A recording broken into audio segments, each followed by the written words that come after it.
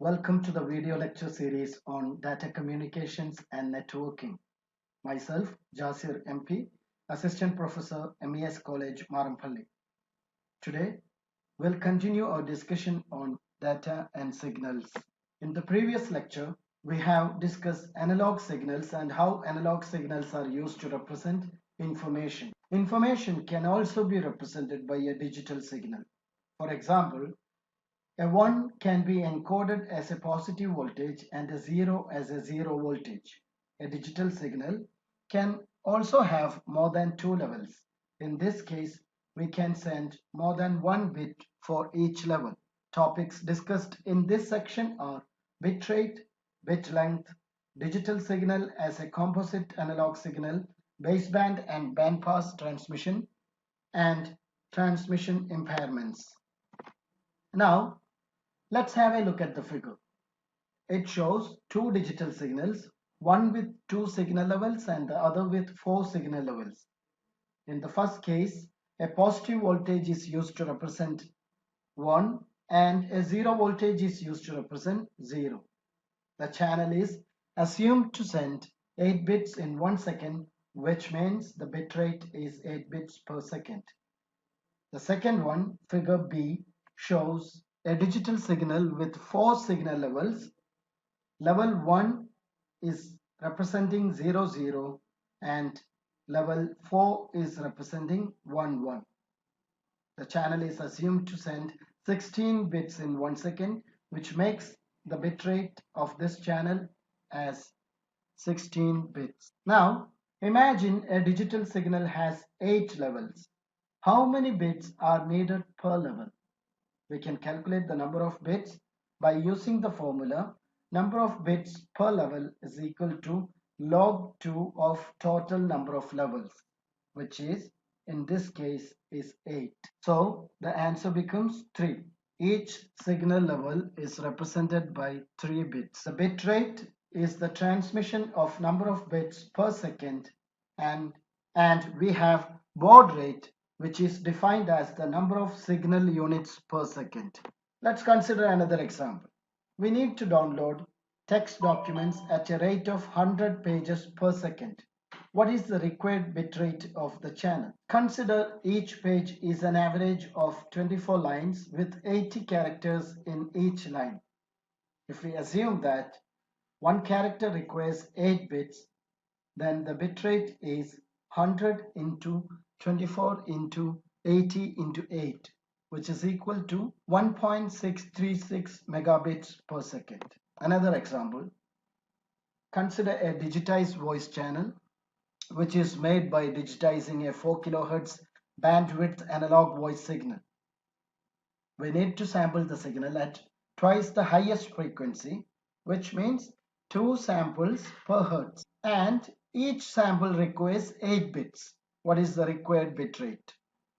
The bit rate can be easily calculated as 2 into 4000 into 8, which is equal to 64,000 bits per second, which means 64 kilobits per second. Now, the figure shows the time and frequency domains of periodic and non-periodic digital signals. Figure A shows a periodic digital signal, and the frequency domain indicates that a periodic digital signal can be represented using a finite number of component signals, whereas a non-periodic digital signal in the frequency domain consists of infinite number of component frequencies.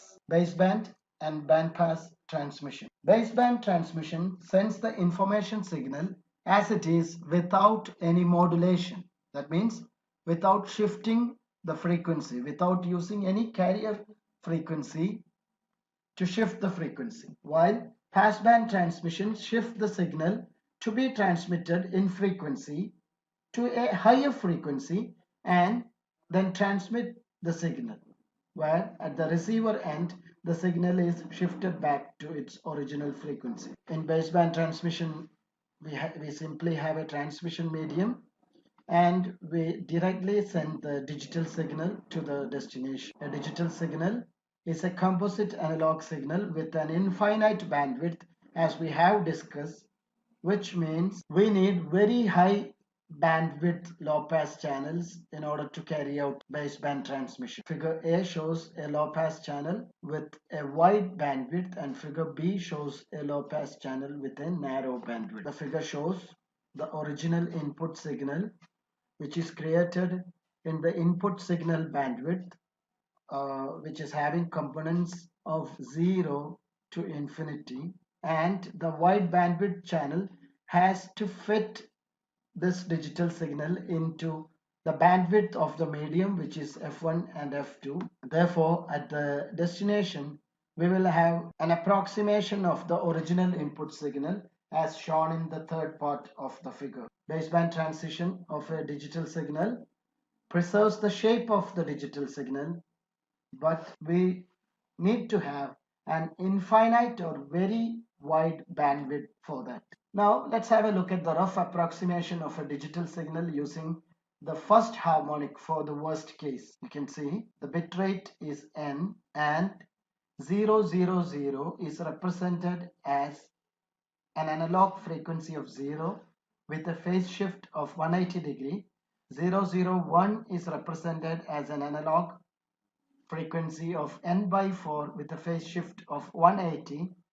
Similarly, 010 is represented as a frequency of n by 2 with a phase shift of 180, and all the 8 levels are represented in this manner. And figure shows simulating a digital signal with first 3 harmonics, that is n by 2, 3n by 2 and 5n by 2. When we are only using n by 2, we get a worst approximation of the digital signal as shown in the figure, and we get better approximations when we incorporate the frequencies 3n by 2 and 5n by 2. In baseband transmission, the required bandwidth is proportional to the bit rate, which means if we need to send bits faster, we need more bandwidth. The table shows the bandwidth requirements.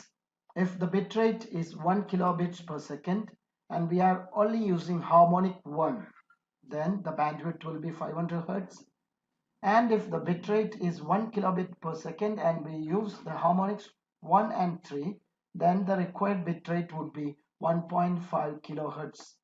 And if we are using harmonics 1, 3 and 5, the bit rate would be 2.5 kilohertz. If the available channel is a bandpass channel, we cannot send the digital signal directly to the channel. You know that a digital signal to be sent directly, we need infinite or very high bandwidth, which is not possible with a bandpass channel.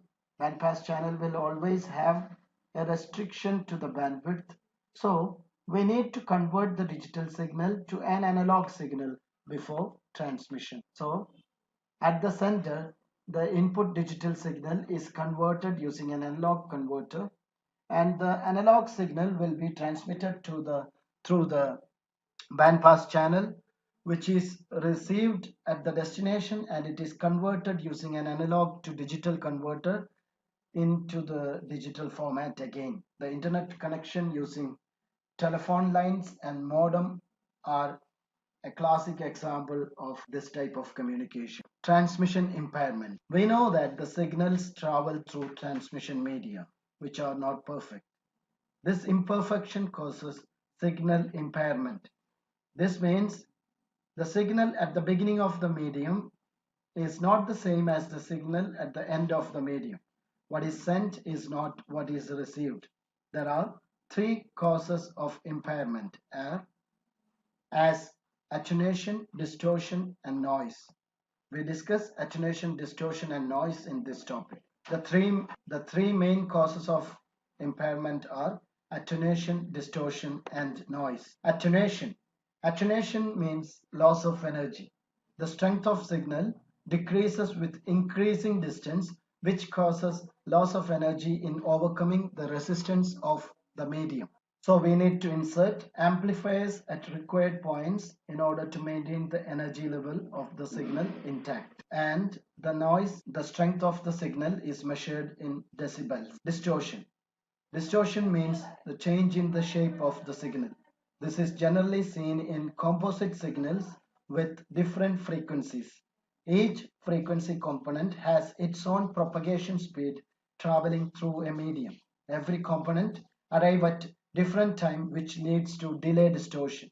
Therefore, they have different phases at receiver end from what they had at sender's end. Figure shows the phase shift and the results at the receiver when you are trying to recreate the composite signal from components which are received out of phase. Noise is nothing but the random or unwanted signal that mix up with the original signal. There could be many types of noise interfering with our transmission, like induced noise, which comes from sources such as motors and appliances. These devices can act as sending antenna and transmission medium act as the receiving antenna. Thermal noise is another type of noise which is caused by the movement of electrons in wire, which creates an extra signal.